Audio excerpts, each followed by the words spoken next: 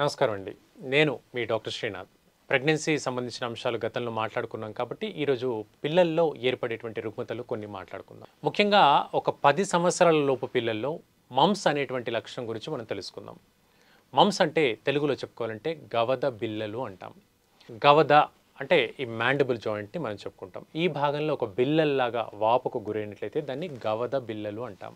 ప్రధానంగా ఇది 10 సంవత్సరాల లోపు పిల్లల్లో ఎక్కువగా కనబడుతుంది. వీటికి పారామిక్సో వైరస్ అనేటువంటి వైరస్ ఎక్కువగా కారణంగా మనం చెప్పుకోవచ్చు. ఇది ఎలా స్ప్రెడ్ అవుతుందంటే డ్రాప్లెట్ ఇన్ఫెక్షన్ అండి. అంటే నోటి తుంపెరల ద్వారా ఒకరి నుంచి ఒకరికి స్ప్రెడ్ అవుతుంది.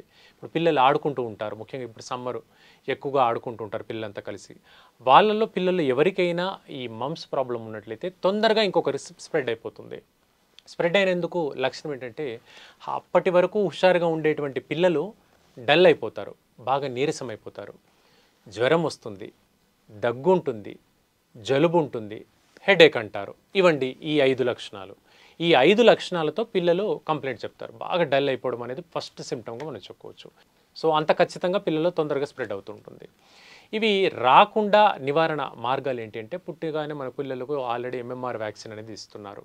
ఆ వ్యాక్సిన్ తీసుకుంటే పర్వాలేదు. లేదంటే ఎంఆర్ వ్యాక్సిన్ కూడా ఇస్తారు. ఆ వ్యాక్సిన్ తీసుకున్నా పర్వాలేదు. ఇంట్లో మనం చేయగలిసినటువంటి జాగ్రత్త ఏంటి అంటే దీనికి చిన్నగా ఒక చిన్న క్లాత్లో ఒక దొడ్డుప్పు వేసి కొంచెం కాపడం పెడితే సరిపోతుంది. ఇక ఇంట్లో మనం ఇవ్వగలిగింది పారాసెటమాల్ మాత్ర లేదా పారాసెటమాల్ సిరప్. ఇంకొకటి ఏంటంటే తులసి నీళ్ళు, కొంచెం గోరువెచ్చని నీళ్ళల్లో తులసి వేసి తులసితో పాటుగా మరిగించండి. ఆ నీళ్లు చల్లారిన తర్వాత పిల్లలు తాగుతూ ఉండాలి. దీనివల్ల ఈ రెస్పిరేటరీ అలర్జీస్ అన్నీ కూడా తగ్గుతాయి. ఎందుకంటే ఈ ప్రాబ్లం వస్తే తొందరగా తగ్గదండి. ఒక 10-15 రోజుల వరకు, ముఖ్యంగా అయితే ఒక వారం 10 రోజుల వరకు ఉంటుంది. కొంచెం రేర్గా ఒక 15 రోజుల వరకు కూడా ఇది వాపు ఎక్కువగా ఉంటుంది.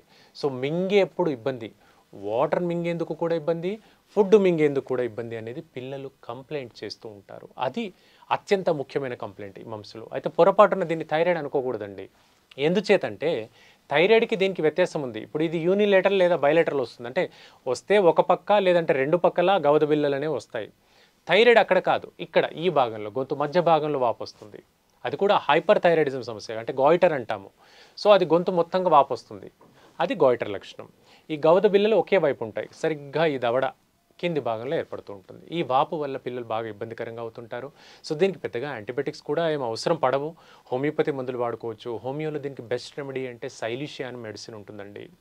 సైలీషియా SILICEA ఈ మందు ఉంటుందండి. అద్భుతంగా పనిచేస్తుంది. ఈ మెడిసిన్తో పాటుగా మనం ఇప్పుడు చెప్పుకున్నటువంటి కొన్ని జాగ్రత్తలు తీసుకుంటూ గోరువెచ్చని ఫుడ్, గోరువెచ్చని ఆహారమే ఇవ్వాలి. ఎట్టి పరిస్థితుల్లో కూడా చల్లటి నీళ్ళు ఇవ్వకండి. చల్లటి ఫుడ్ ఐటమ్స్ కూడా ఇవ్వకండి. ఉదయాన్నే చేసినటువంటి ఫుడ్ సాయంత్రంకి రాత్రికి తింటే కూడా ఈ రకంగా రెస్పిరేటరీ అలర్జీస్తో పాటుగా ఈ లాలాజల గ్రంథుల ఎలర్జీ, ఇప్పుడు మనం చెప్పుకున్నటువంటి మమ్స్ గవద బిళ్ళలు అనేటువంటిది కూడా వచ్చే ప్రమాదం ఉంది. కాబట్టి గోరువెచ్చని ఫుడ్డే పిల్లలకి ఇవ్వండి. ఇది చేస్తుంటే పిల్లలు తగ్గుతుంది ఈ ప్రాబ్లం అనేది. ఎందుకంటే దీన్ని అశ్రద్ధ చేస్తే అది కాంప్లికేషన్ దారితీస్తుంది. ఏ విధంగా అంటే ఆడపిల్లల్లో అయినట్లయితే ఇది ఊఫరైటిస్ అనేటువంటి లక్షణం దారితీస్తుంది. అంటే గర్భసంచిలో ఉండేటువంటి అండాల వాపుకు గురి చేస్తుంది. మగవారిలో అయితే దీన్ని ఆర్కైటిస్ అంటాము. అంటే బీర్జాల వాపుకు గురవుతుంది. ఈ రకంగా బీర్జాల వాపు చిన్నతనంలో ఏర్పడినట్లయితే రేపు అంటే యుక్త వయసు వచ్చిన తర్వాత మగవారిలో సంతానలేమి, ప్రెగ్నెన్సీ అనేది అనుకున్న టైంకి నిలవదు. అదే అమ్మాయిల్లో ఈ ప్రాబ్లం చిన్న వయసు పిల్లల్లో వచ్చినట్లయితే రేపు యుక్త వయసు వచ్చిన తర్వాత అమ్మాయికి ప్రెగ్నెన్సీ అనుకున్న టైంకి నిలవదు. అలా ఇది సంతానానికి కూడా ఒక ఇంటర్లింక్ ఉందండి. ఏది మమ్స్ అనేటువంటి డిసీజ్ అండి. కాబట్టి మనం ఈ రెగ్యులర్గా మనం చెప్పుకుంటున్నటువంటి ఫర్టిలిటీ ఇష్యూస్లో ఈ టాపిక్ మనం మాట్లాడుకుంటున్నాం.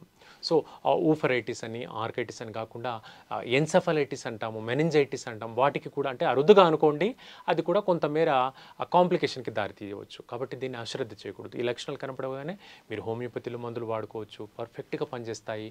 100% ఒక 3 నుండి 5 రోజుల్లో రిలీఫ్ వస్తుంది. ఇదండి. సో మమ్స్ యొక్క జాగ్రత్తలు మనం పాటిస్తే సంతానలేమికి అది అడ్డు కాకుండా కాపాడుకుంటుంది. మీకు ఇంకా ఏమైనా డౌట్స్ ఉన్నట్లయితే కింద కామెంట్ సెక్షన్లో కామెంట్ చేయండి. తప్పకుండా వాటికి నేను రిప్లై ఇస్తాను. Thank you.